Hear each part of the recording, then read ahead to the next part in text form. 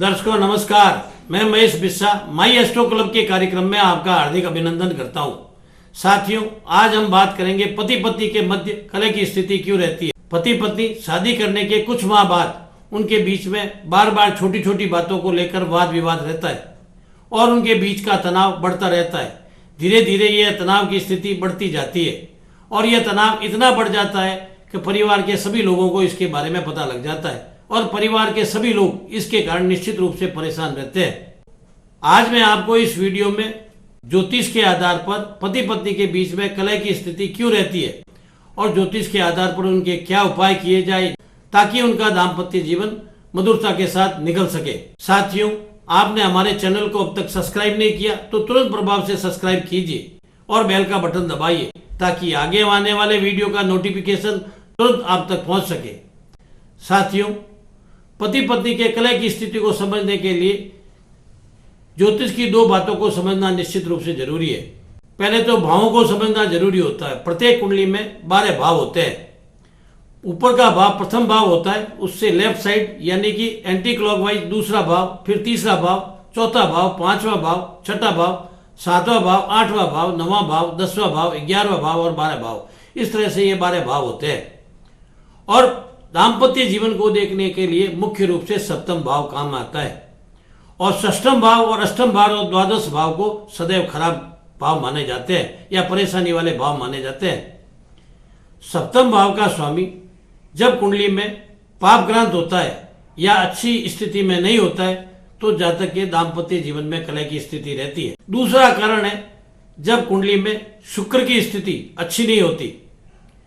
लड़के की कुंडली में शुक्र की स्थिति अच्छी नहीं होती, पापक्रांत होता है या नीच का हो जाता है और कमजोर भाव में जाकर बैठ जाता है तो उसके दाम्पत्य जीवन में कलह की स्थिति रहती है।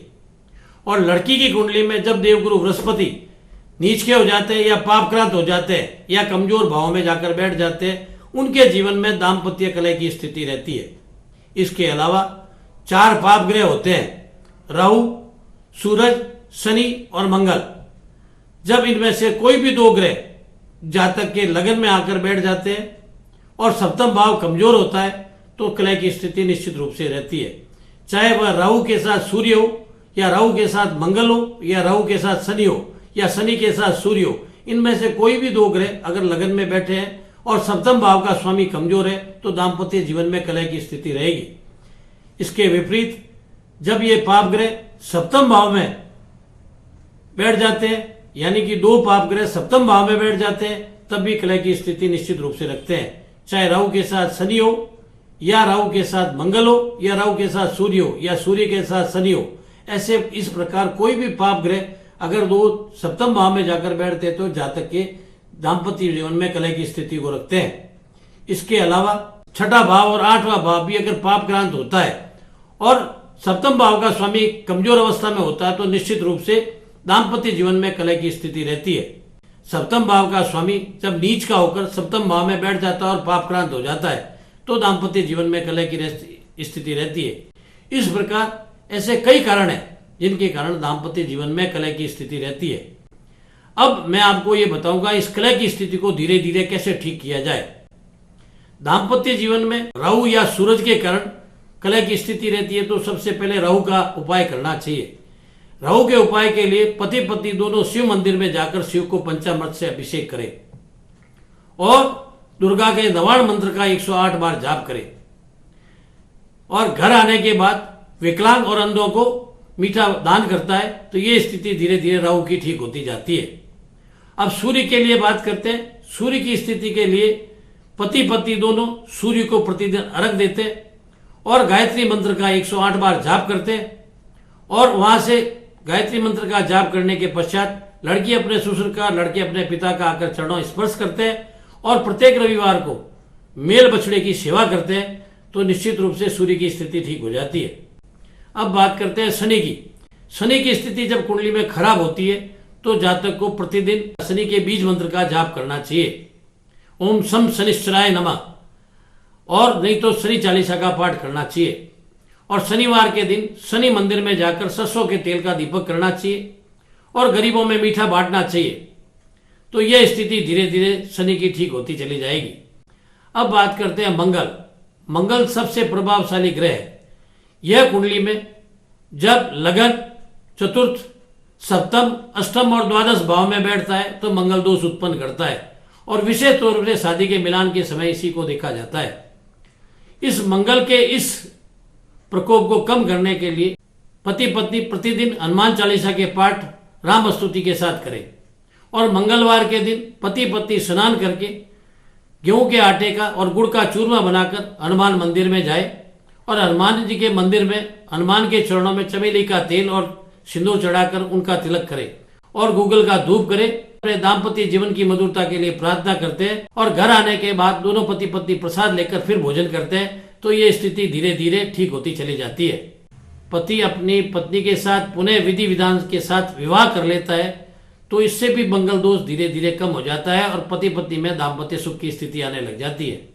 लेकिन ये सब करने के बावजूद भी अगर दाम्पत्य सुख में कहीं न कहीं कमी रह रही है तो उसका कारण है वास्तु दोष। अग्निकोण शुक्र का स्थान है, जब वह दूषित होता है तो पति पत्नी के दाम्पत्य जीवन में निश्चित रूप से प्रभाव डालता है। अग्निकोण में किचन नहीं है और किचन के अलावा वहां अगर स्टोर है, बाथरूम है या ऐसी गंदगी के स्थान है या कबाड़ रखा हुआ है तो निश्चित रूप से दाम्पत्य जीवन में कलह की स्थिति रहेगी। जातक अग्निकोण से जल के स्थान को निश्चित रूप से हटा ले और कबाड़ को साफ सुथरा करके उस जगह को अच्छी स्थिति में लाकर वहां एक लाल रंग का बल्ब लगा दे जो सुबह शाम जलता रहे और वहां घी और सिंदूर से स्वास्तिक बनाकर लक्ष्मी यंत्र की स्थापना करता है तो धीरे धीरे ये स्थिति कुछ ठीक होती जाती है। लेकिन जहां पति पत्नी रहते हैं और उनकी किचन अग्निकोण में अगर वह दूषित रहती है और वहां पानी का स्थान है तो वहां से हटा दिया जाए। किचन को साफ सुथरा रखा जाए, अग्निकोण को साफ सुथरा रखा जाए, गैस के चूल्हे को साफ सुथरा रखा जाए और पानी का स्थान उसके आसपास नहीं रखा जाए तो जातक के दाम्पत्य सुख की निश्चित रूप से वृद्धि होती है। पति पत्नी में कलह की स्थिति को घटती है और पति पत्नी में दाम्पत्य सुख बढ़ता है। इन सब उपायों को करने के बावजूद भी कभी कभी दाम्पत्य सुख में कमी कुछ न कुछ निश्चित रूप से रहती है, मधुरता पूर्ण रूप से नहीं आती है। तो उसके लिए जातक को एक विशेष उपाय करना पड़ेगा जिससे उसके जीवन में सदैव के लिए मधुरता बन जाती है। जातक अपने घर के ईशान कोण में साफ जगह में एक लकड़ी के पट्टे पर दुर्गा और गणेश की तस्वीर लाकर स्थापित कर दे। शुक्ल पक्ष की प्रतिस्पर्धा से लेकर पूर्णमासी तक प्रतिदिन शाम को पति पत्नी दोनों बैठकर गणेश संकटनाशम स्तोत्र और सिद्ध कुंजिका स्तोत्र का पाठ 11-11 बार करता है और यह प्रक्रिया 15 दिन तक लगातार करता है और 15 दिन के बाद 16वें दिन एक ब्राह्मण और उसकी पत्नी को बुलाकर भोजन कराता है, उन्हें दान दक्षिणा देता है, उन्हें वस्त्र देता है और पत्नी के लिए श्रृंगार का सामान देता है और उनसे पूर्ण रूप से आशीर्वाद लेता है तो पति पत्नी के दाम्पत्य सुख में निश्चित रूप से वृद्धि होती है।